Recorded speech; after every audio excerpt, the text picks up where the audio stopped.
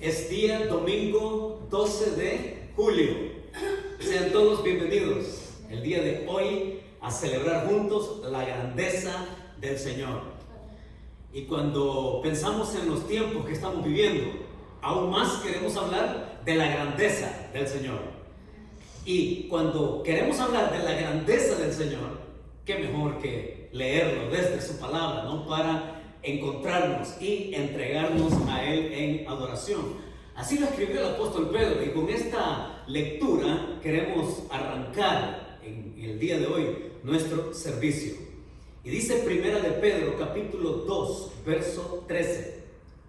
¿Cómo se tiene que vivir en tiempos de coronavirus, en tiempos de crisis, en tiempos de alarma, en tiempos de incertidumbre? Esto es lo que dice el apóstol Pedro, y lo dice así: por tanto, dice, ceñid los lomos de vuestro entendimiento, sed sobrios y esperad por completo en la gracia que se os traerá cuando Jesucristo sea manifestado. Como hijos obedientes, no os conforméis a los deseos que antes teníais, estando en vuestra ignorancia, sino como aquel que os llamó es santo, sed también vosotros santos en toda vuestra manera de vivir. Porque escrito está: sed santos porque yo soy santo. ¿Cómo se tiene que vivir entonces en tiempos de crisis, de alarma, incertidumbre, miedos, inseguridad, etcétera? Como hemos leído en la palabra del Señor. Y ese es el pueblo de Dios que avanza, esperando la redención completa que se nos traerá, dice. Y esta alabanza precisamente trata de eso.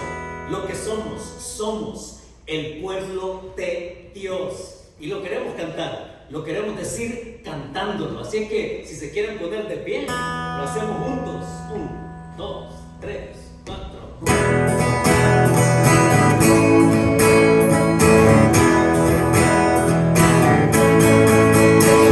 El pueblo de Dios, somos un pueblo especial, llamados para anunciar las virtudes de aquel que nos llamó a su luz.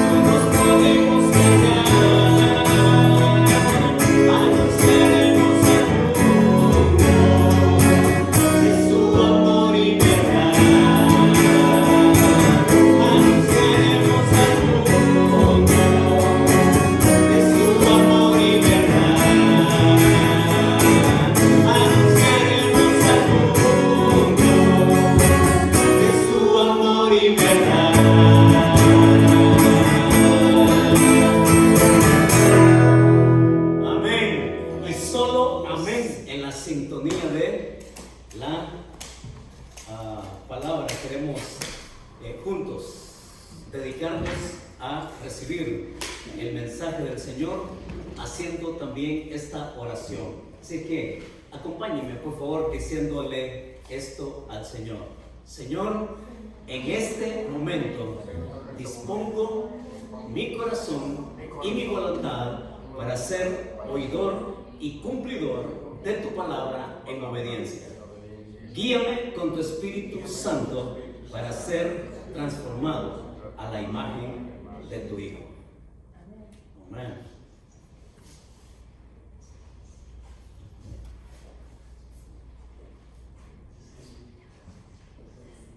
La Administración Nacional de Aeronáutica y el Espacio, mejor conocida como la NASA por sus siglas en inglés, publicó en su sitio web una vacante de trabajo para la posición, oigan esto, para la posición de oficial de protección planetaria. Y por supuesto es un puesto cuya responsabilidad es la de examinar las huellas microbianas de los seres humanos durante la exploración interplanetaria. ¿Qué les parece? Por supuesto, la posición esta demanda calificaciones extremadamente estrictas y que exige una experiencia en una gama de las disciplinas de la ciencia, como pueden ser la física, la biología, la química, la matemática, la ingeniería, etc. Pero a pesar, oigan esto, a pesar de los altos requerimientos de esa posición, no fueron obstáculo para que Jack Davis, de tan solo 9 años de edad, escribiera una carta a mano y se la mandara al mismo director de la NASA solicitando el puesto. Así que este chico, de su puño y letra, escribió esto: puedo tener 9 años y apenas cursar 4º grado, pero creo que yo sería apto para el trabajo, dijo Jack. Y con tal de querer mostrarse convincente, escribió esto otro.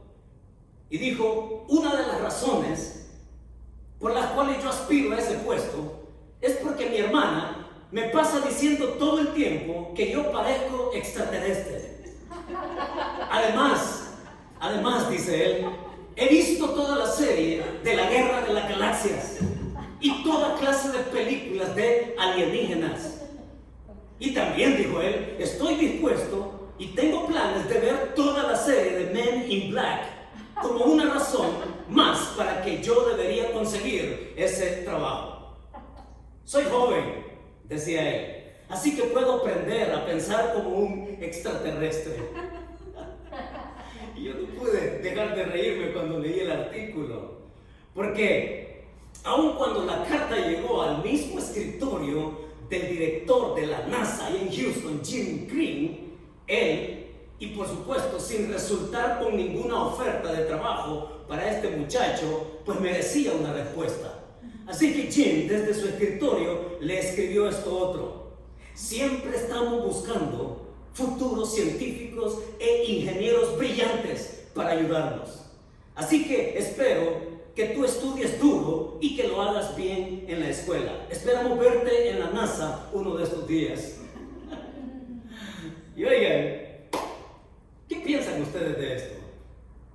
Lo cierto es que el chico, de una manera amable, el director le estaba dejando saber que él no estaba calificado para el cargo.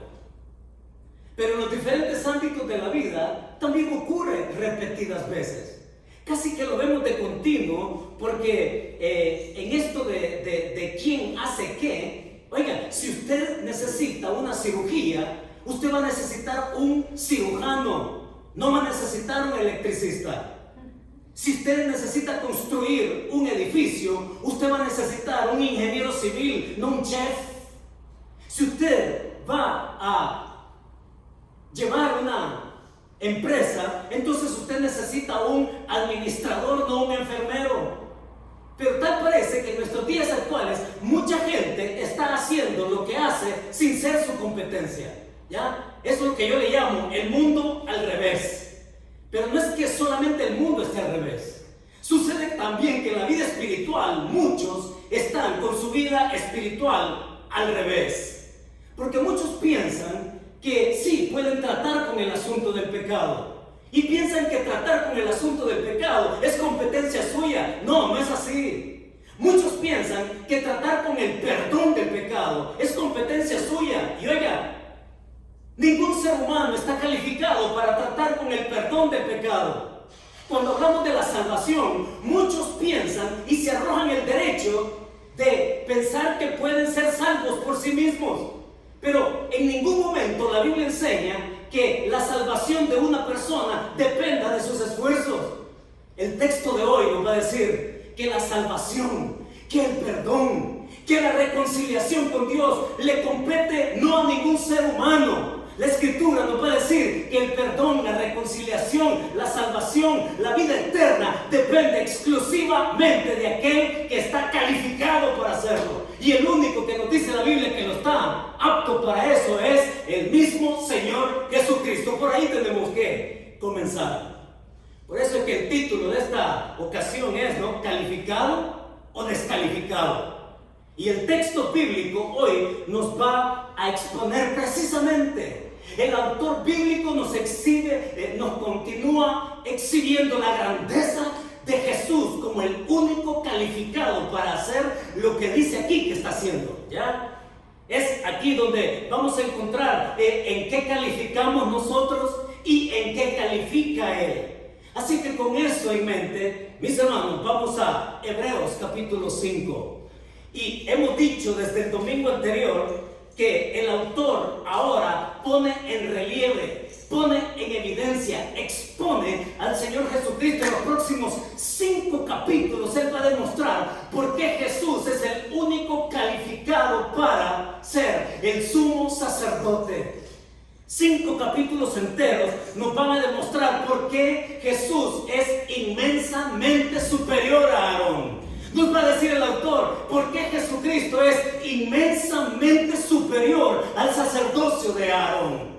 Y es Jesús el que se nos da ahora en esa muestra de gracia para que nosotros entonces hoy en nuestros tiempos podamos también, al igual que ellos, seguir perseverando en nuestra fe. Así que vayan conmigo a Hebreos capítulo 5 y los versos en los cuales donde vamos a trabajar hoy es los versos del 1 al 11.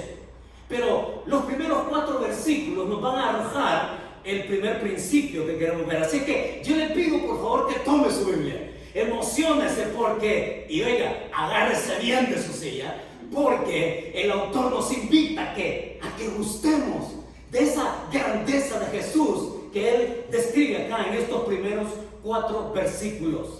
Al versículo 10.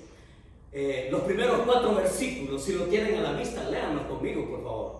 Dice así, Hebreos 5, del 1 al 4. Porque todo sumo sacerdote, tomado de entre los hombres, es constituido a favor de los hombres, en lo que a Dios se refiere, para que presente ofrendas y sacrificios por los pecados, para que se muestre paciente con los ignorantes y extraviados, puesto que Él también está rodeado de debilidad, y por causa de ella debe ofrecer por los pecados, tanto por sí mismo como también por los del pueblo. Y nadie toma para sí esta honra, sino el que es llamado por Dios, como lo fue Aarón. Ahí estamos, primeros 4 versículos. Y lo que tenemos aquí como principio es esto, hermanos. Los versículos del 1 al 4 nos van a decir en qué calificamos nosotros. Y el principio que viene de estos 4 versículos es este: con mi debilidad, con nuestra debilidad, calificamos para necesitar un mediador. Eso es lo que nos están diciendo estos primeros 4 versículos. Nosotros calificamos por nuestra debilidad, entiéndase, debilidad aquí en el pasaje, pecado. En vista de nuestro pecado, yo califico para necesitar un mediador, está diciendo el escritor acá. Y entonces pasa a hablar y describir en qué consistía lo que Aarón hacía como sumo sacerdote. En el primer verso dice ahí que el trabajo de Aarón como sumo sacerdote, dice ahí, era presentar ofrendas, para que presente ofrendas y sacrificios por los pecados. Ahora, ¿qué clase de ofrendas eran estas? ¿Qué clase de sacrificios eran estos? ¿Qué es lo que tiene en mente el autor cuando está mencionando tal cosa como una actividad que Aarón realizaba? Y lo que el autor está diciendo acá es que los sacrificios a los cuales se refiere acá y que va a insistir en los capítulos 6, 7, 8, 9 y 10 son en esos sacrificios que pueden cubrir el pecado. Eran sacrificios de sangre. Y como anticipábamos el domingo anterior, ¿no? Era Aarón que entraba al lugar santísimo. Era en esa ocasión con que él traía el sacrificio y él lo ofrecía. Y una vez él salía de ese lugar santísimo, el pueblo se alegraba porque el hecho mismo de que el sumo sacerdote saliera con vida de ahí, oiga, significaba que Dios se había gozado y se había alegrado y había aceptado el sacrificio para que su pueblo fuera perdonado. De ahí el nombre, el día de la expiación. Entonces Aarón presentaba estos sacrificios que era la obra que él realizaba. Pero no solamente eso. Miren, el presentar el sacrificio de sangre no era una actividad meramente mecánica.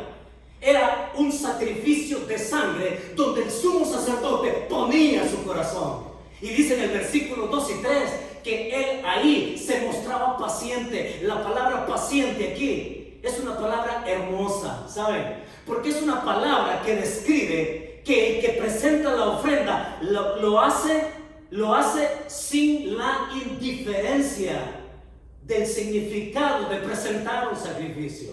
O sea, en otras palabras, Aarón venía, se presentaba no de manera mecánica a ofrecer un sacrificio, porque él miraba al pueblo, miraba a cada uno, y Aarón miraba el pecado de aquel, miraba el pecado del otro, miraba el pecado de aquel otro, miraba el pecado de todo el pueblo entero, y dice que él se mostraba paciente, es decir, suave, se mostraba empático, se mostraba de esa manera, porque él también dice aquí, era pecador. Esa era la conciencia que tenía el sumo sacerdote. Tan pecador era aquel, y el otro, y el otro, y el otro, que él era consciente también que él era uno como ellos, y por lo tanto Aarón se presentaba ofreciendo el sacrificio pensando en él mismo, sin ser indiferente al pecado de todos, sin ser indiferente a su propio pecado. Oigan, y esto es lo mejor, sin ser indiferente delante de quien lo estaba ofreciendo, sin ser indiferente de ese Dios santo que habitaba ahí en esa arca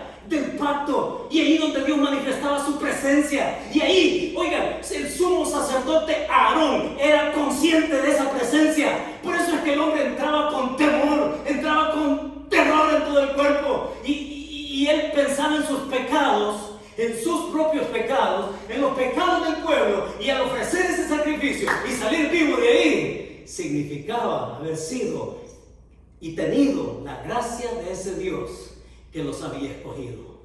Hermanos, qué hermoso, porque realmente cuando el escritor nos quiere meter sustancia a nuestra vida, a nuestra alma, a nuestro espíritu, es porque nosotros tenemos que darnos cuenta también que nuestro pecado no le es indiferente a Dios. No, de ninguna manera. Ni siquiera un atenuante que nosotros pudiéramos pensar, ¿no? Ni siquiera el hecho mismo de regatearle a Dios por quién es Él, el Dios santo, y como lo hemos leído en Pedro, ¿no? Ser vosotros santos. O sea, tener la conciencia de qué significa ese ser hermoso, celestial, el Dios Padre, santo, santo, santo. Y Aarón venía de esa manera, y él se presentaba consciente de su propio pecado, como quien dice: Señor, yo no soy digno de esto. No soy digno de esto porque soy tan pecador como aquel, como aquel, como aquel. Y él se presentaba con eso en su mente y en su corazón.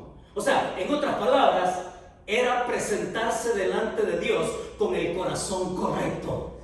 ¿Sí?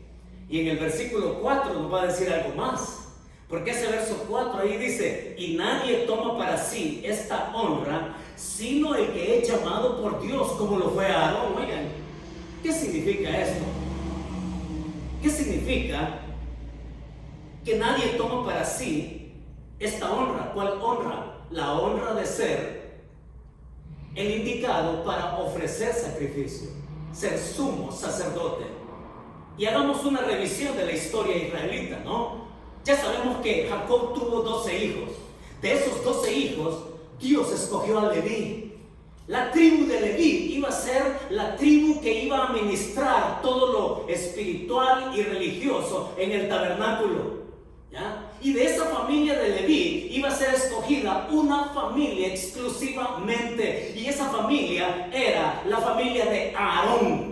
Aarón vino a ser el primer sumo sacerdote y en consecuencia Dios les había dicho, en vista que no iban a tener posesión en la tierra prometida, ni su posesión, les dijo Dios, voy a ser yo. Ustedes van a ser mis ministros en el tabernáculo. Ustedes van a servir en mi templo. Ustedes van a conducir y liderar toda la vida espiritual de mi pueblo, ¿ya? Y es por eso que cada tribu le ofreció a Leví y a toda su descendencia ciudades donde ellos pudieran vivir, porque no les fue dada posesión en la tierra prometida. Así que es Aarón el escogido, y es Aarón, oigan, el que no fue escogido por ningún ser humano. Fue Dios el que dijo, yo quiero a este. ¿Y saben qué pasaba? Lo que pasaba era que cuando alguien osaba tomar el puesto de Aarón, se exponía a la condena de parte de Dios.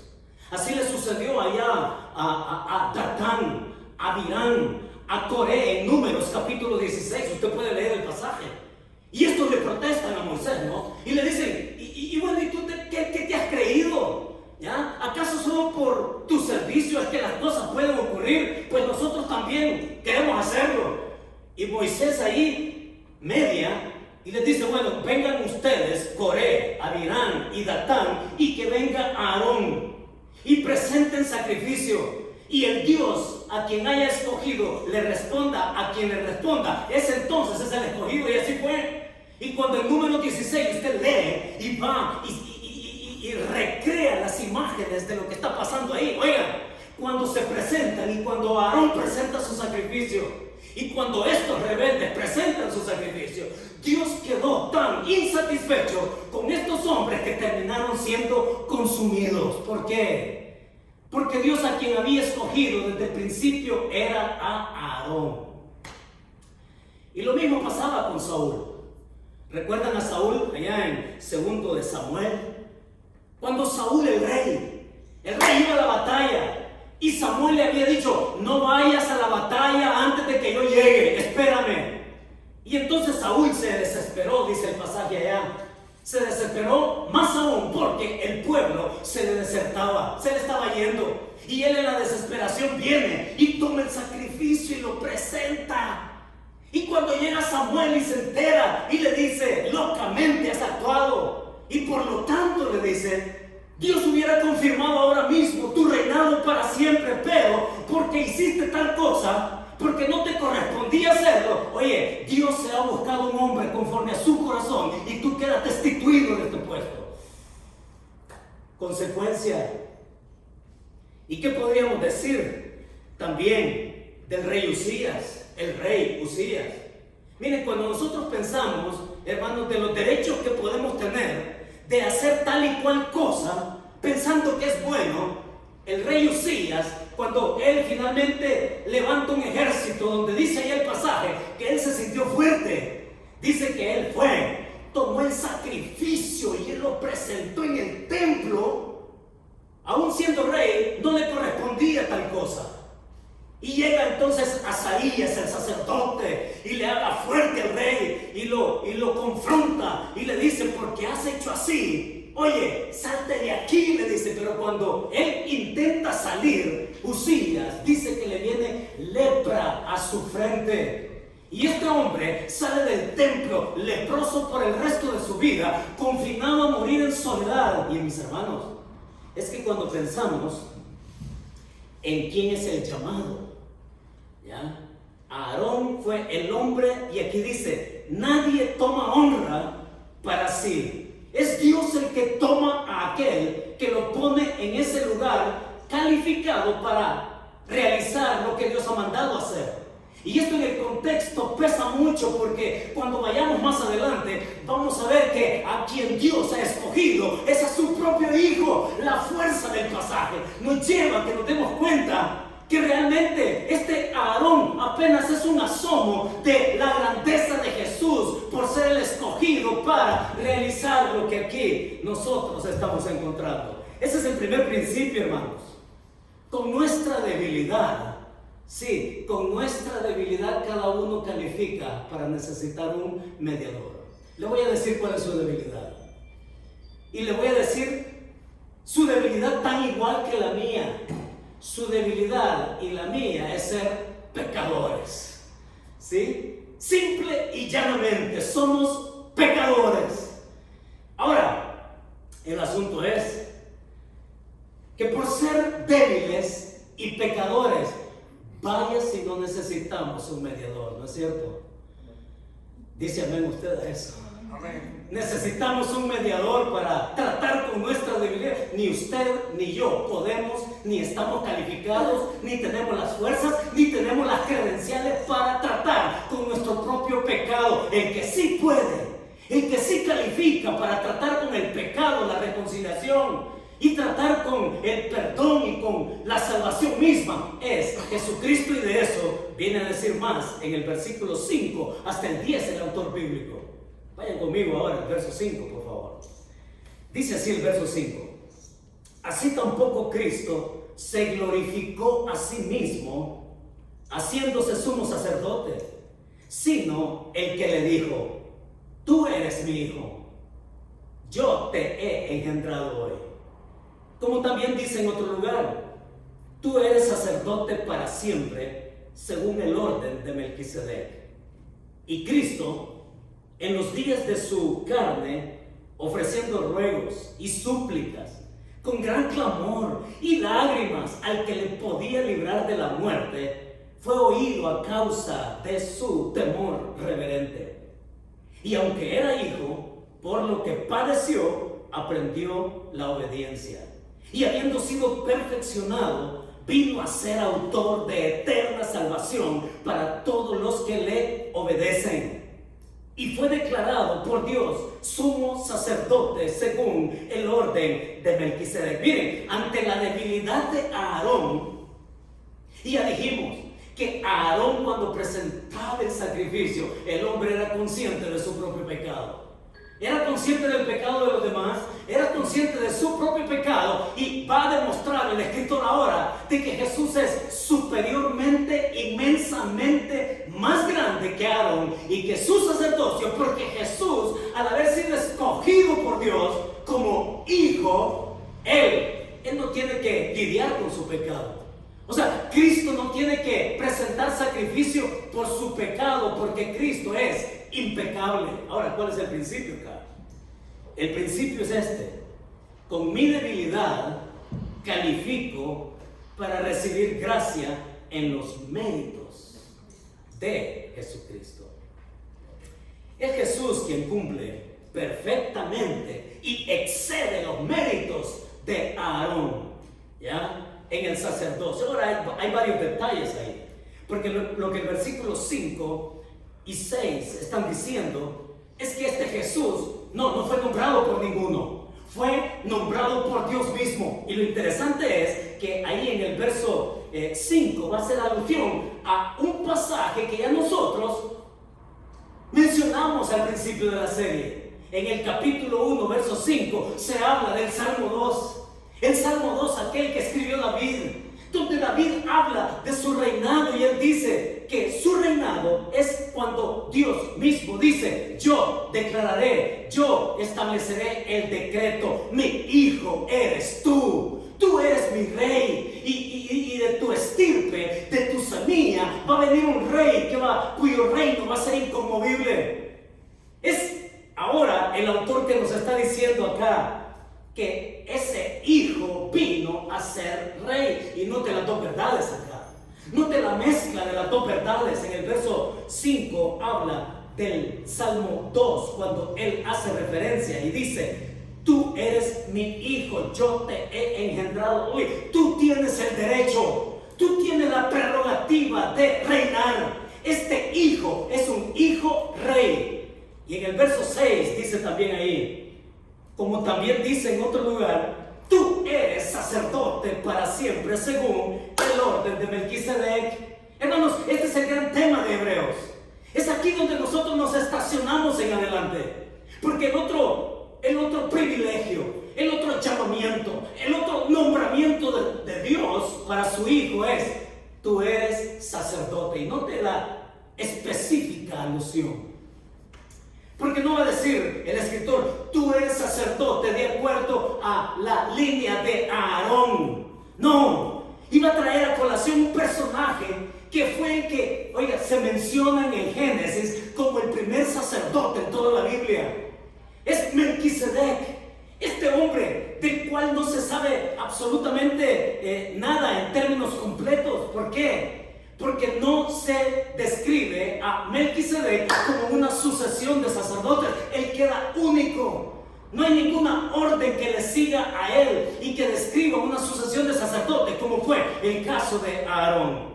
Y aquí en el verso 5 y 6 nos da esa mezcla de ser y tener el derecho de gobernar y el derecho y calificación para hacer lo que a continuación sigue diciendo. Lo más importante acá, mis hermanos, es que Melquisedec, ahí, primer sacerdote mencionado en la Escritura, figura a Jesucristo, porque Jesucristo viene a ser sacerdote nombrado por Dios y sin sucesores posteriores.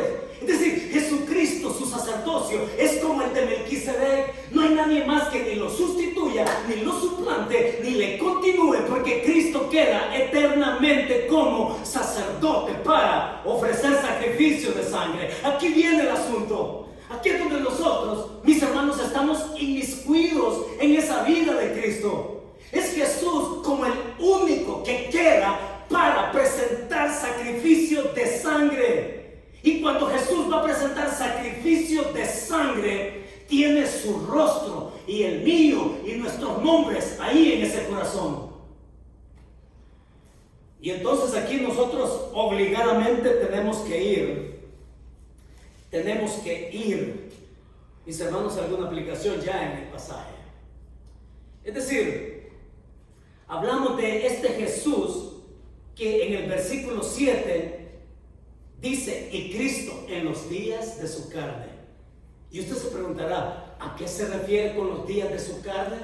Se trata de su humanidad, de su condición humana, de la corta vida de 33 años, aun cuando muchos solamente quieren hacer referencia a la última semana de vida ya en Jerusalén y en Getsemaní, porque habla ahí de que él ofreciendo ruegos, ofreciendo súplicas, eso hace el sacerdote. Eso hace el sacerdote. ¿Acaso no fue lo que Jesucristo hizo durante todo su ministerio terrenal? Mire, usted piensa que Jesús lo ve indiferente a usted y a mí en la situación que está pasando. Pero cuando hablamos que en los días de su carne, sí, recordamos que en el Getsemaní Jesús allá clamó con el espíritu profundamente así, compungido. Él tratando de llegar hasta el punto final de lo que fue su misión en esta tierra, que era llegar hasta la cruz del Calvario. Lo vemos allá Jesús, ¿no? Clamando y llorando cuando, por ejemplo, vio a un par de hermanas que estaban ahí frente a la tumba, cuyo hermano ya llevaba 4 días de muerto, y que Jesús se para frente a esa tumba, llora con ellas, las entiende, no le es indiferente, y Jesús da el paso de fe con ellas, y él llama y clama y dice aquel nombre: Lázaro, ven fuera. Y aquellas lágrimas se convierten en gozo, se convierten hasta en grandiosidad de algo que ni siquiera esperaban, porque sí, ellas sabían que en algún día su hermano se podía levantar en la resurrección de los muertos, dice. Pero es Jesús que les dice: no tienen que esperar hasta entonces. ¿Saben qué? Lázaro, ven fuera. Y este hombre sale atado, maniatado, así,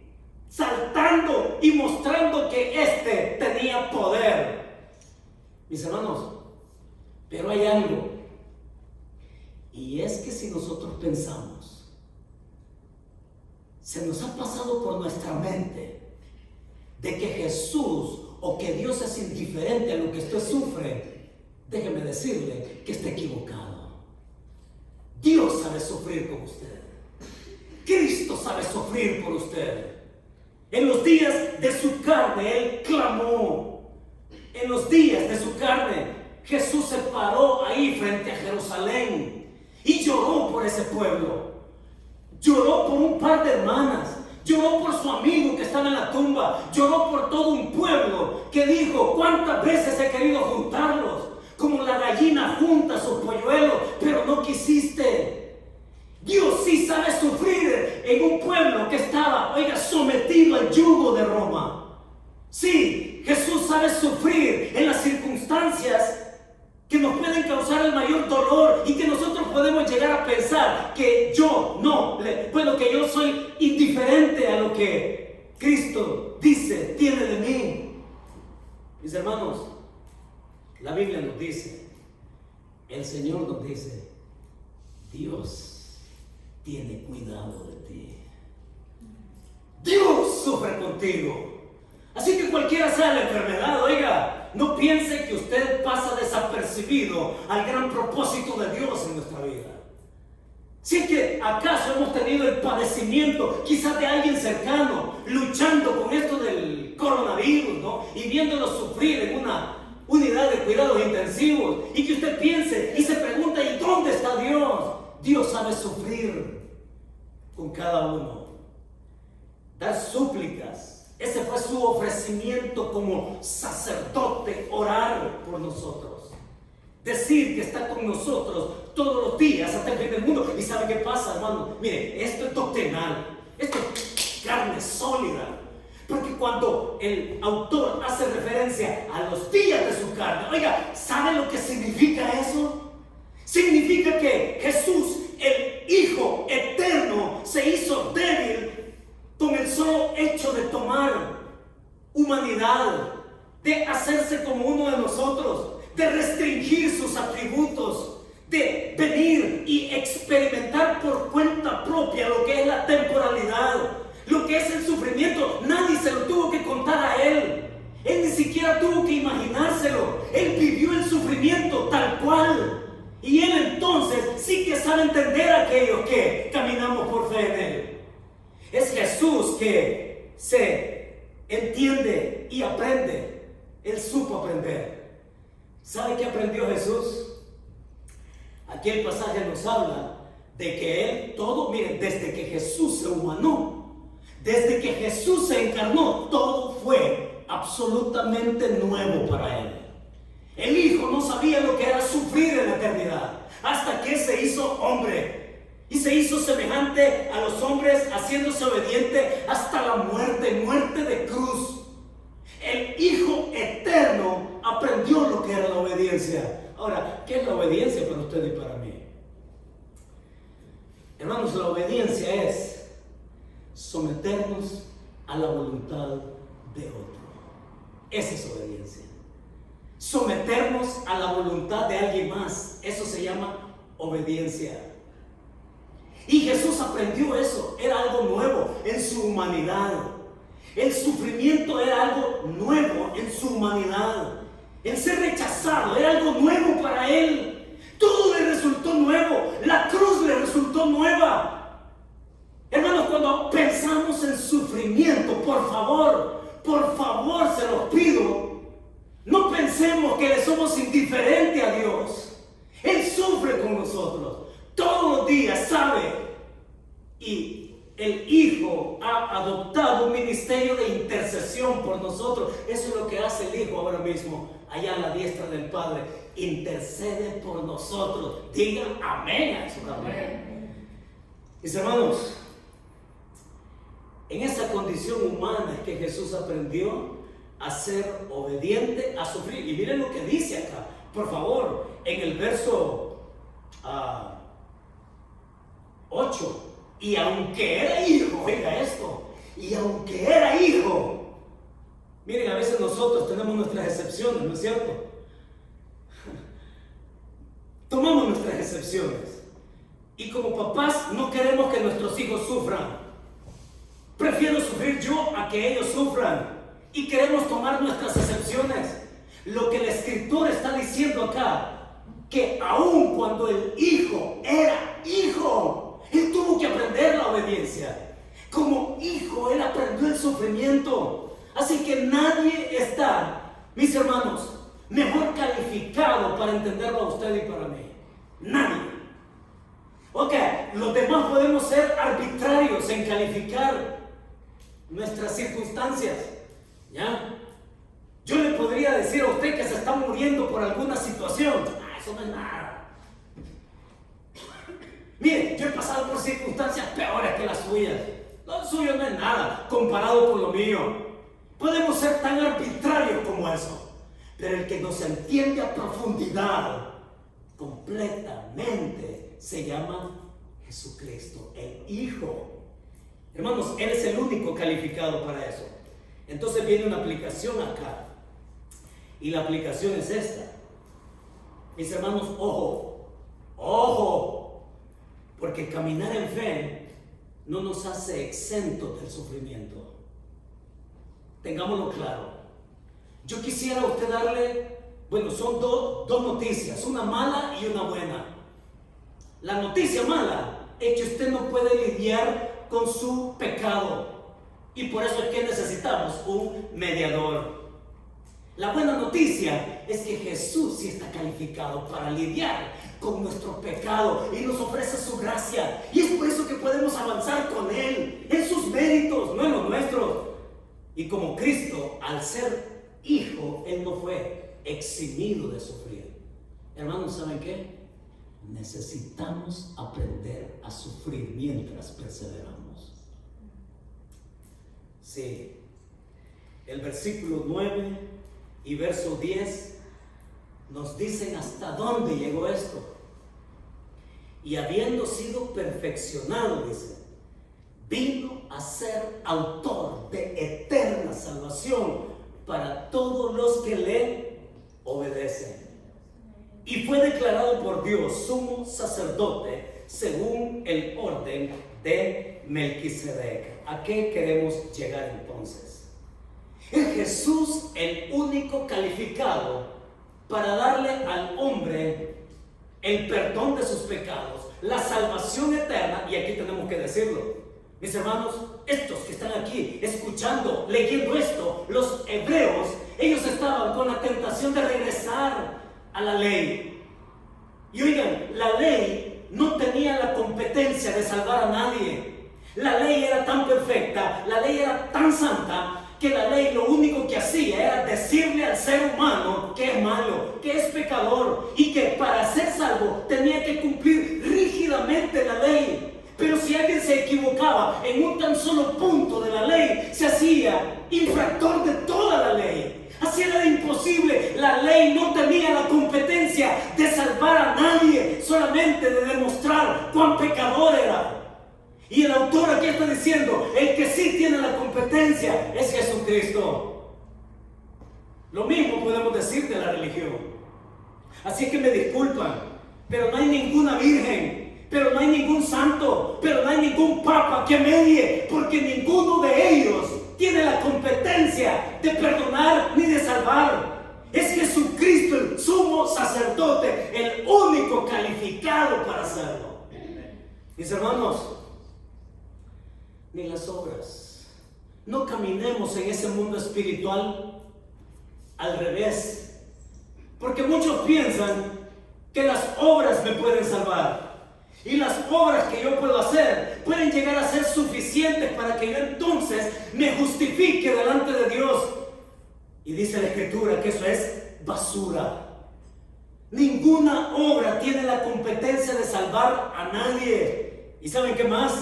Ni nosotros mismos, por muy buenos que nos consideremos y pensemos que le podemos ser de algún atractivo para Dios, para que Él se apiade de mí. Oiga, nadie puede salvarse a sí mismo.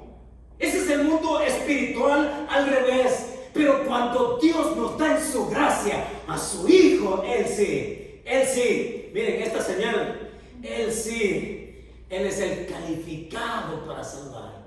Él es el calificado para llevarnos en su gracia y entonces convertir mi debilidad en mi necesidad de un mediador.